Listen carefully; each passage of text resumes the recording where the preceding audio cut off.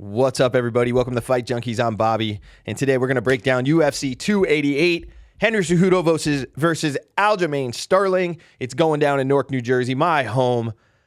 I cannot wait for this card. I'm super stoked.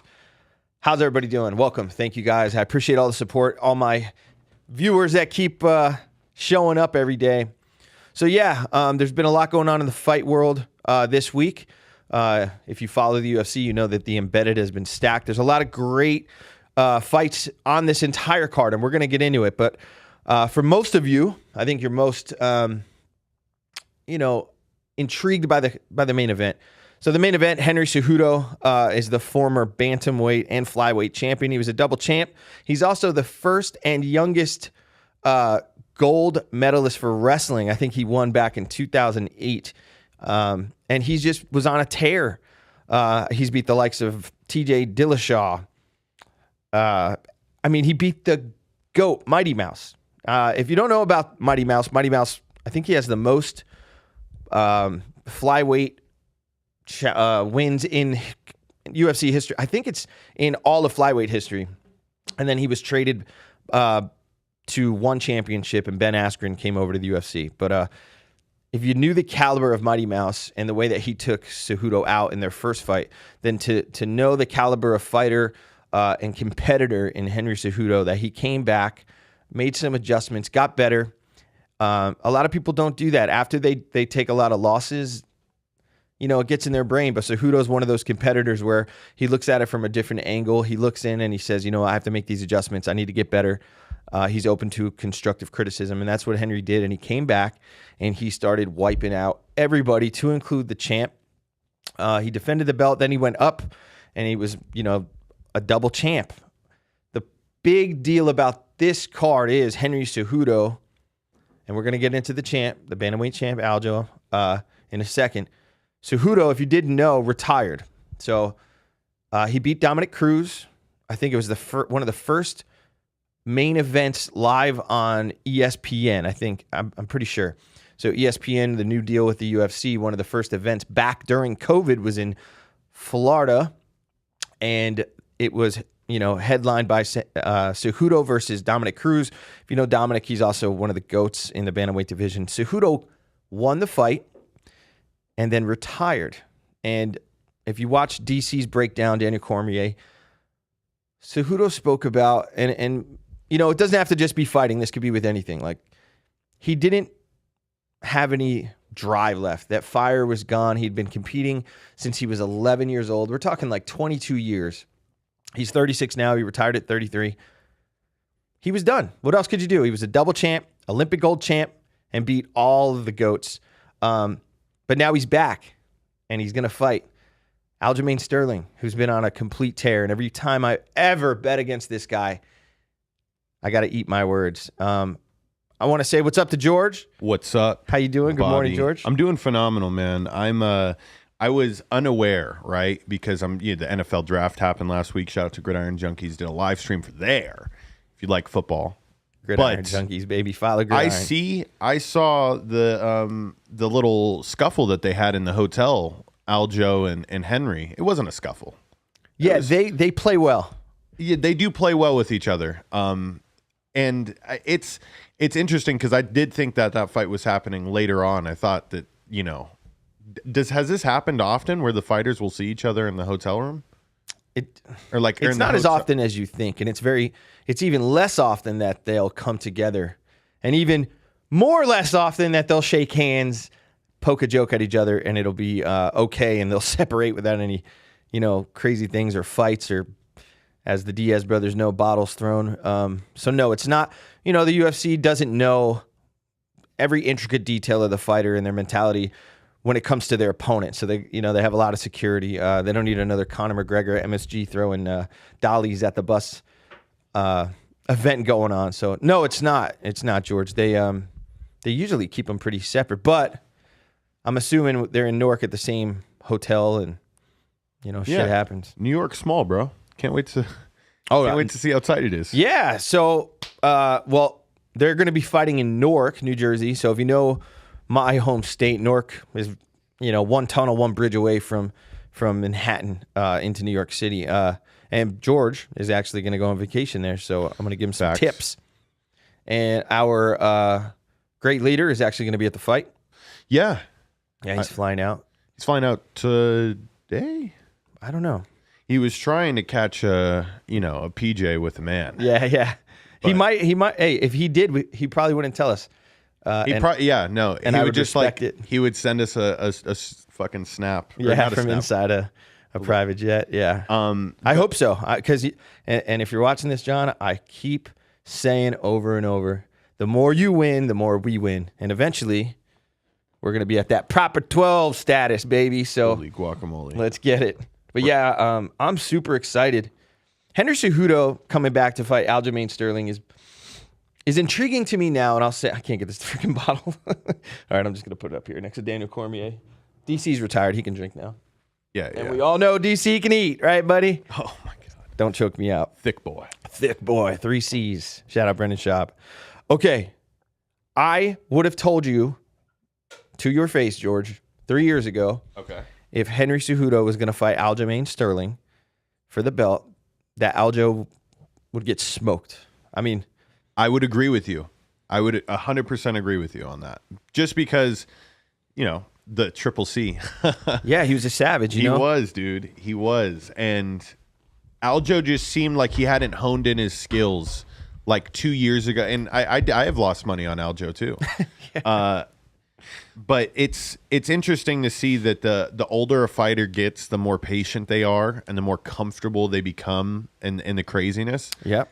And we got ourselves a absolute showdown. It's a banger. Now, while you go on to your next round, I am gonna look to see what the props are for the fight to go to the distance. Oh. I would imagine this one's going the distance. You think it will? I think it will.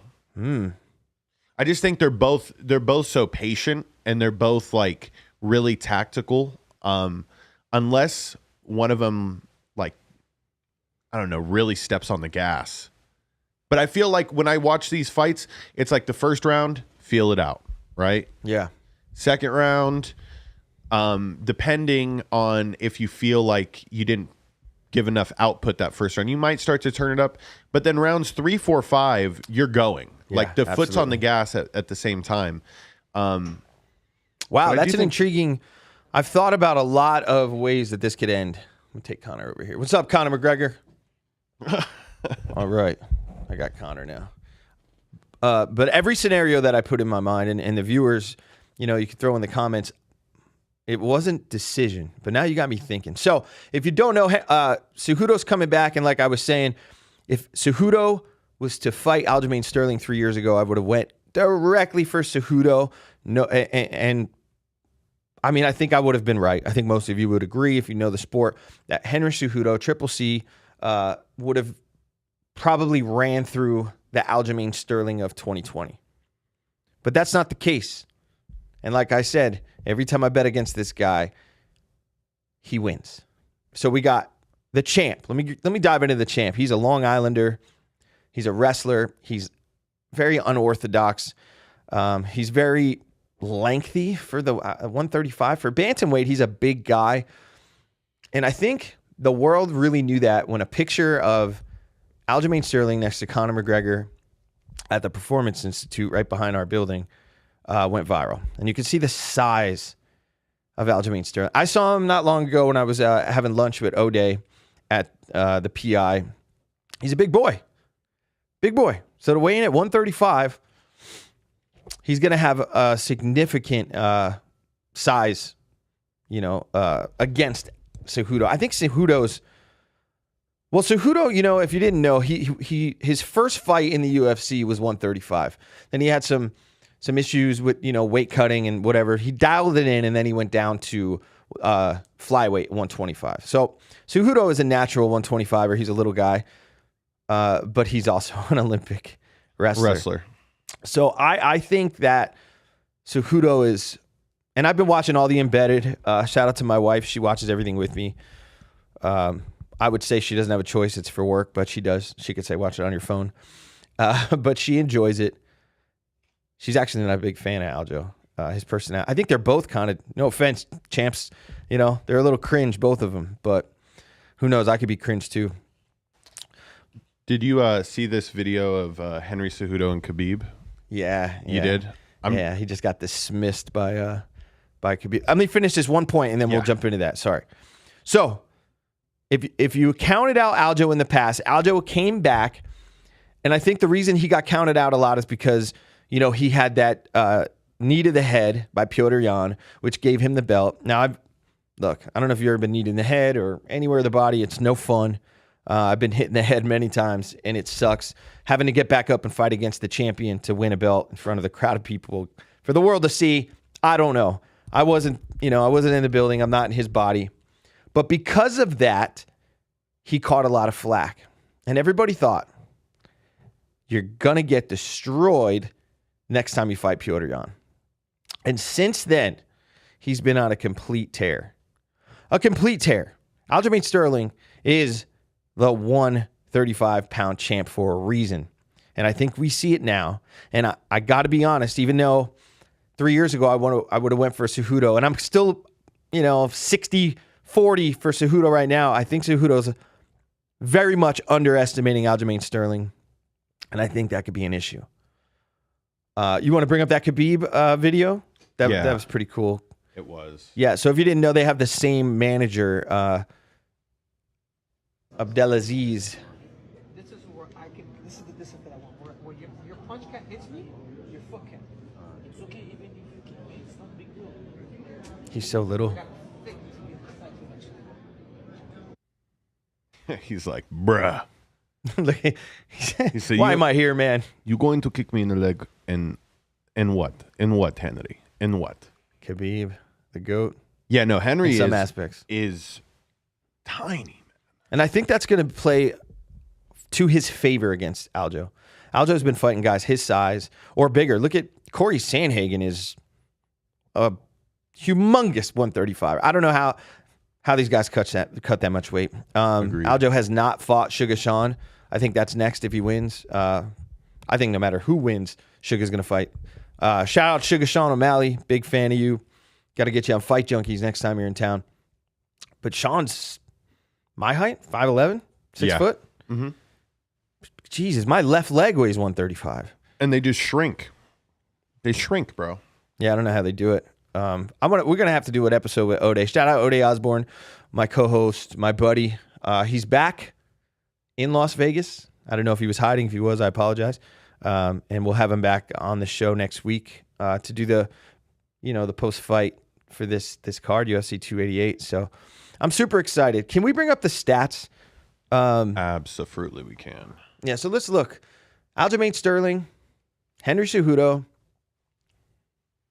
Wow. That's an old picture of Cejudo. Look at that. Yeah, I know, dude. He looks Come like on, he's UFC, 22. UFC was like, yeah, we don't need to update. Yeah, we don't need to update the cringe. I'm going to use my phone here because I don't have my glasses. Reach old, I can't see. on everything obviously goes to Sterling. Yeah, so the reach, Sterling 71. He's got, holy smokes, he's got a 7-inch reach advantage. I guess Aljo's got some short legs. It's 39, 30. He's only got 2-inch. But we're looking at 22, 3-0. Sterling, I think he's only lost to Marlon Moraes, knocked him out. I think that's why. All right, we'll get into that. Marlon Moraes fought both of these guys. It was early on in Aljo. He threw a flying knee and knocked out Aljo. But then Cejudo, 16, 2-0. I think he's only lost to Demetrius Johnson. I got to look. How do I not know that? It had to be really early in his career. Yeah, 5'4", 5'7". Oh, I thought Aljo was taller. Same. Yeah. Well, I guess he looked bigger because Connor's only 5'9", so it's not, it's not a huge difference. Yeah, and the angles of the photos. Yeah, Connor's real good at getting in there and making himself look like a giant. Like, Damien. But you still gotta it'll have to be a master class from Henry to get inside or fight for that inside position. Yeah, it's gonna. And if you know Cejudo, he had two styles. In the beginning, he had like that tight boxing, wrestling, like strong front leg heavy, going in for the double leg or the single, and then he would just crush you ground and pound. He had that. That was his style. and it wasn't working because of the leg kicks. So then he switched it up, and now he kind of has like a Wonder Boy, like karate style. He's more to the side. He peppers you with the front kicks, and he throws a lot more kicks. That's why he is such a good competitor. When he was losing for the belt against Marlon Moraes, originally the first round he got destroyed. He said, "What is happening? What do I need to do to adjust?" And he did that, came back, and beat him in the second round with his legs all beat up and won, by TKO.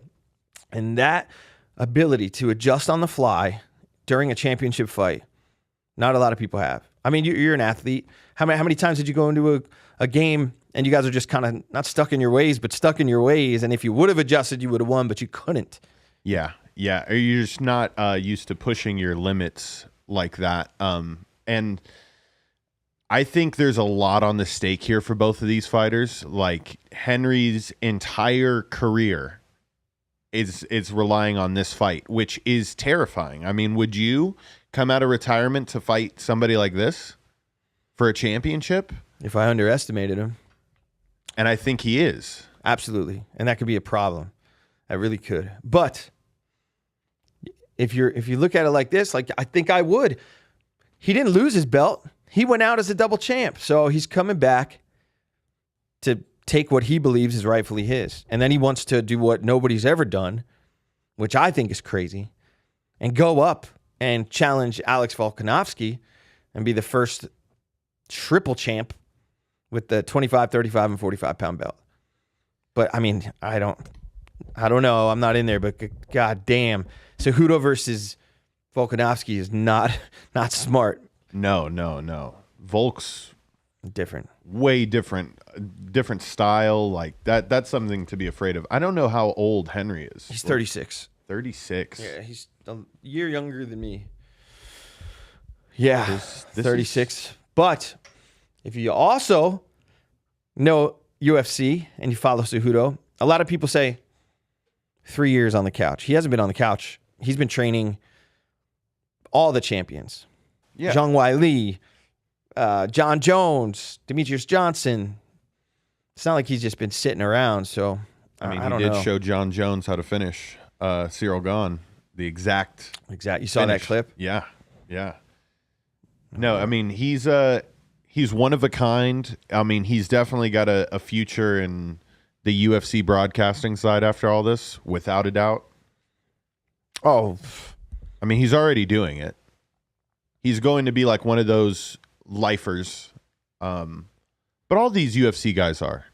Yeah, aren't you glad that that's the community that you're covering? Because when football players age out, like a lot of them are just like, I'm done with this. yeah, you don't see a lot of commentating. Well, because football coaching is so much more difficult. Like they do their little camps and stuff, but to be a coach. But, we say that, but think about it. There's 800 fighters on the roster.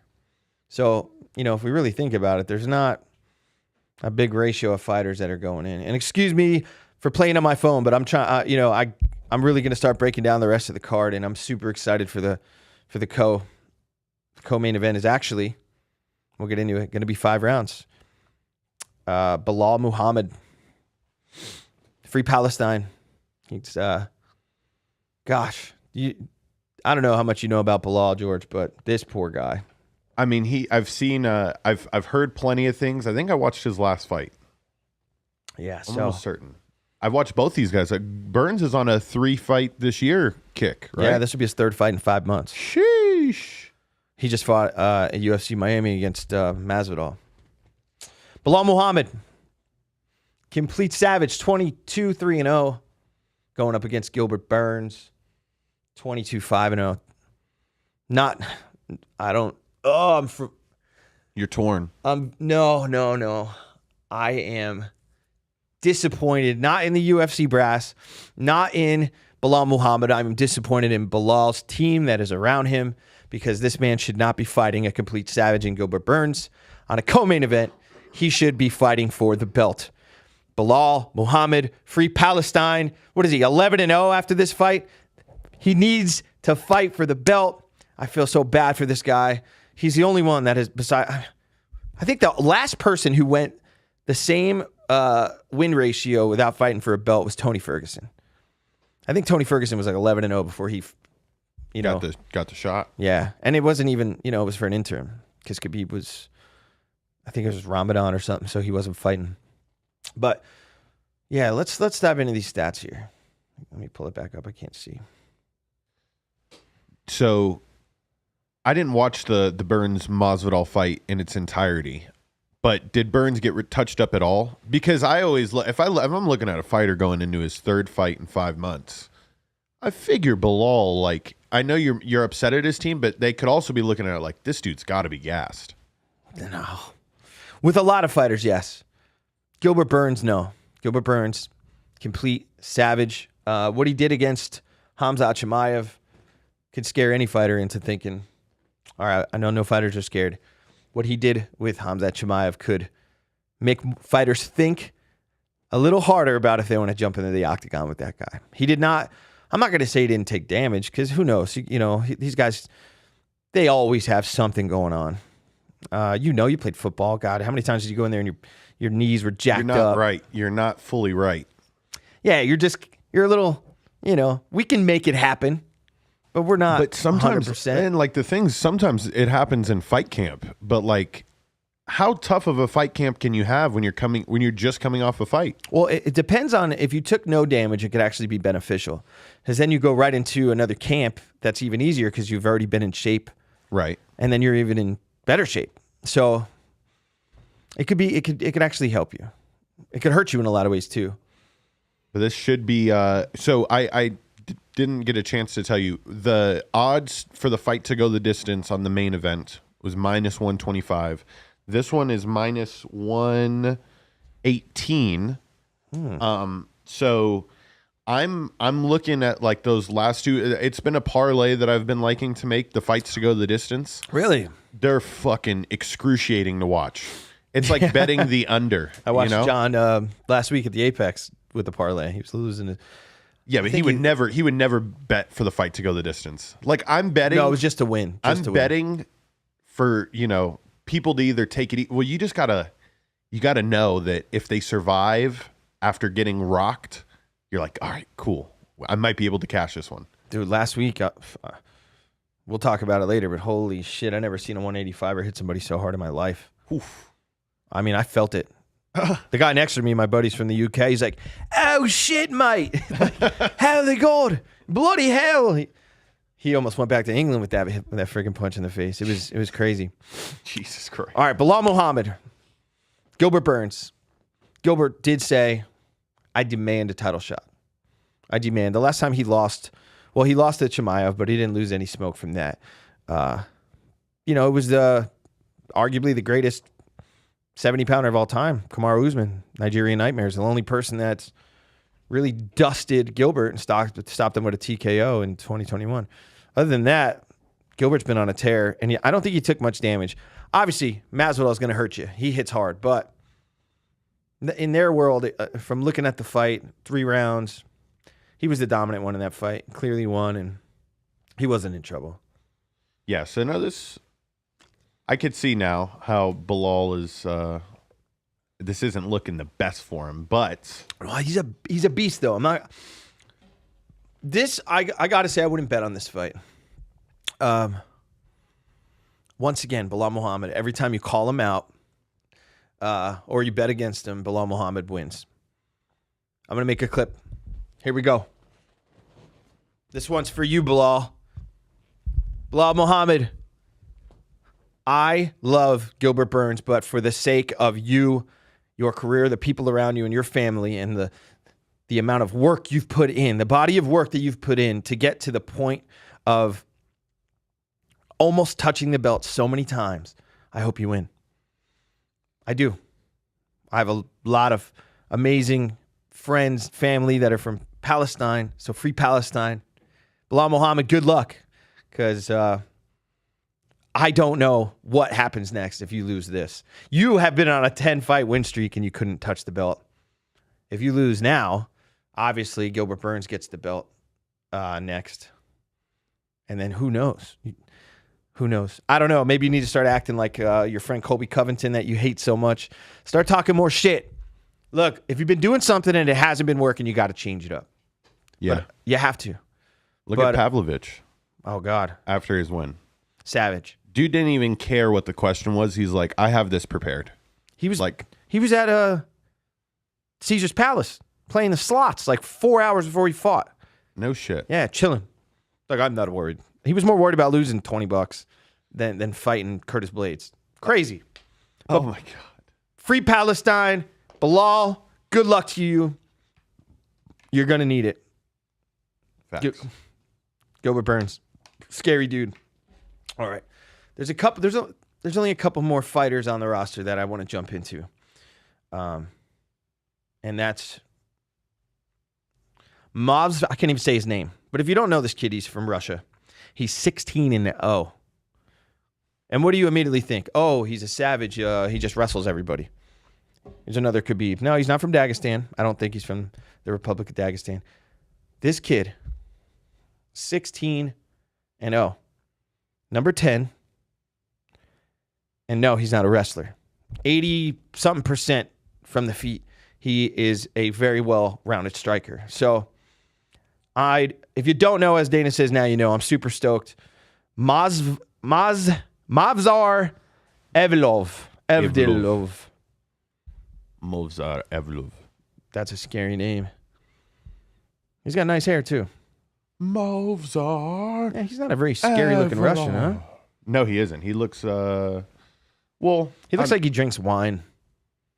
Right? He's like more Zoom in on that. Can you sophisticated. zoom in on that grill? I'm more sophisticated Yeah, than he my definitely- Russian brethren.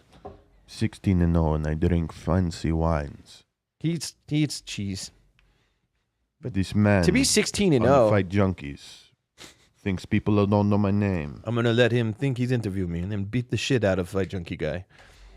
Now, I don't know before his UFC debut if he was fighting tomato cans or not. Oh, he's fighting a tomato can this time. Do you see who he's fighting? Like tomato can based on numbers. It's a dude's debut, Yeah. which leads me to believe that this Diego Lopez might be the real deal. Well, The matchmakers aren't. no, they're really good. They're not going to just throw, that's like throwing in Diego Sanchez against, Stipe or something. Like, it's not going to happen. 16-0. What's the other guy's stats? This guy right here. Diego Lopez is 0-1. Where's he from? Is he American? No. And he's 28 years old, but in his only fight, he took 15 dome shots. And look at that.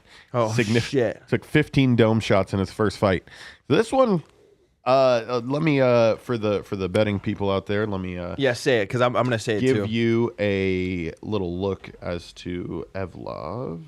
Round 1. Let's see that. Bro, hold on. He's going to destroy this kid.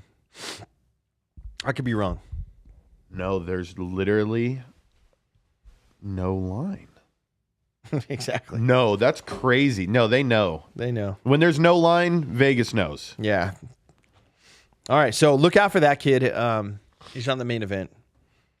And then I got to get into shout out to, Bay Area 209, Nick Diaz, represent their brother from Rio de Janeiro, Brazil. The one and only Kron Gracie is back. I'm clapping it up for Kron Gracie. If you don't know Kron Gracie, then you really don't need to be watching this channel. Because Kron Gracie is the son of one of the founders of Gracie Brazilian Jiu-Jitsu, which is the biggest family run jiu-jitsu brand on earth. I mean, they pretty much started it. His grandfather was one of 3 red belts that ever existed. He has since, I believe, passed away. But he's also with Team Diaz. So he's out in Stockton, 209, training.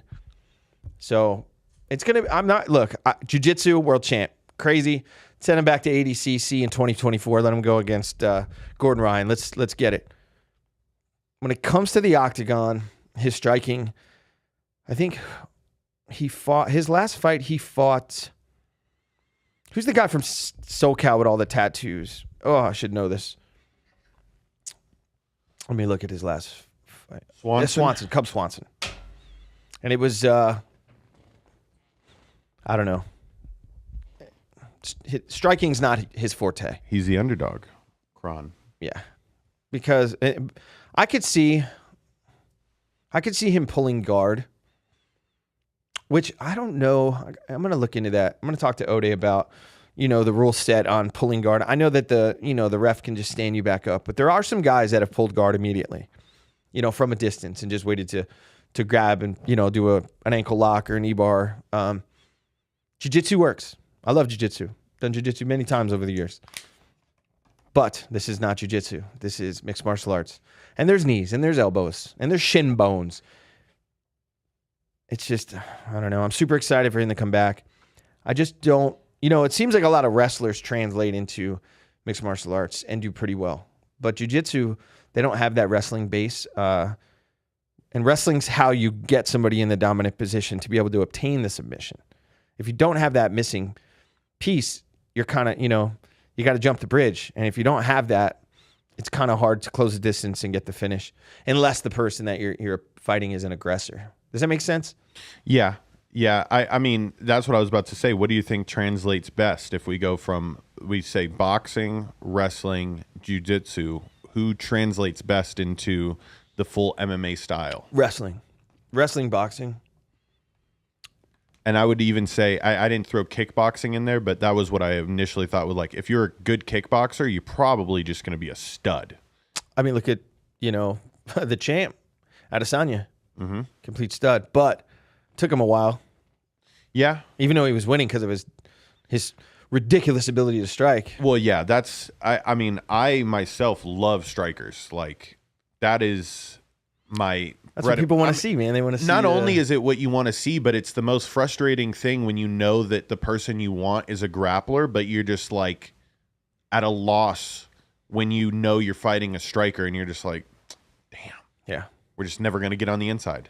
I think it's like it's like having a good offensive line. If you have a good jab and you're keeping everything in front of you and you know how to move, I would argue you really don't need to know that much wrestling.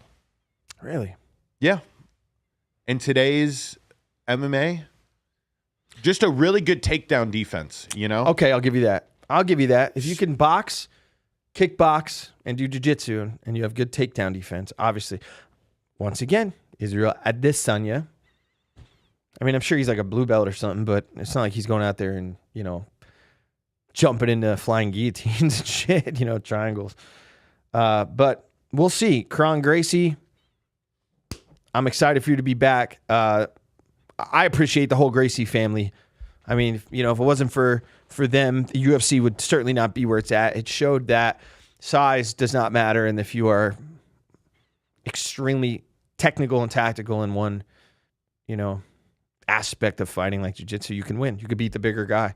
So I'm super excited for Kron. Next fight we'll get into is going to be Drew Dober versus Matt. I can't even say Prevlov. Prevlov. I can never say that guy's name. Prevlov. But I'm not the only one. I watched a lot of breakdowns. They couldn't say his name either. I'm calling this to be fight of the night. I'm going to say it here and now in Fight Junkeez. Drew Dober versus Matt Prevlov. Fight of the night. Hopefully we get what we want from this fight, because both of these guys come forward, they apply the pressure, and they go for the finish. I don't see this getting out of the second round. I think because a testament to the toughness of both of these gentlemen, I think it does get past the first round, but I do not see this going past the second round. Drew Dober's a savage. I mean, just knocked out Bobby Green. He was getting touched up, though. And then Matt Frevola is just a complete savage. Yeah, I'm calling it right there. I'll leave it at that. Drew Dober, Matt Frevola, Fight Junkeez. I'm calling fight of the night. Let's go. We'll see you on Monday. All right, Later. So we'll leave it at that. I'm super excited for the main event. It's going to go a lot of different ways. But I'm going to say, I'm going to make a prediction. Aljamain Sterling, Henry Cejudo. I'm saying Henry Cejudo by TKO in the third. And that's my prediction on Fight Junkeez. You got a prediction? I do got a prediction. Fight to go the distance. Triple C wins by us thinking It's going to be judge fuckery. Really? Yes. Oh, come if on. it goes the distance, and I mean, I know I'm prefacing. No, it's going to go to my side though. Because I do see it going the distance. The first parlay I'm putting in, Gilbert Burns, Bilal Muhammad, and there's one more. So I'm going to put in fight to go the distance for Bilal, fight to go the distance for the Sterling fight, and then the Evlov, that Mozart, that Russian dude, first round knockout. Okay, yeah. It's going to pay out. If you were going to say distance on that one, I would have left the room. Shut the podcast off. No.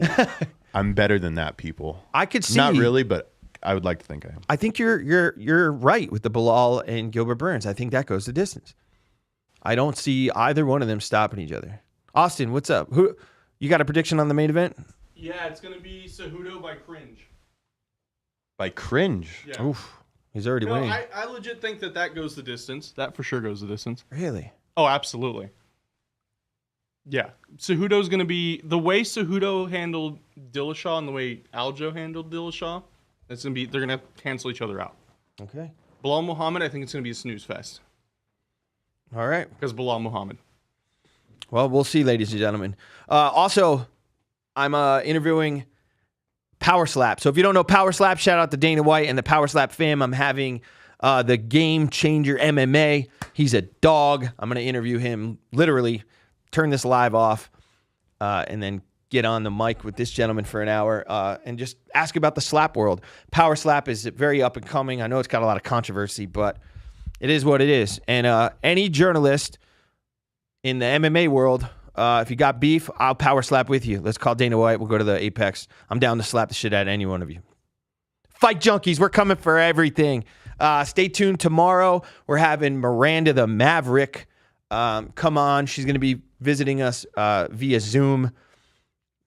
She can't make it into Vegas. Plus the fight, her fight's in a few weeks, and it's not in Vegas. So we're going to have her on. But I want to say thank you to everybody. Follow Fight Junkies, Action Junkies, Fitness Junkies, Gridiron Junkies, Bizarre Junkies, Latino Junkies. Follow all the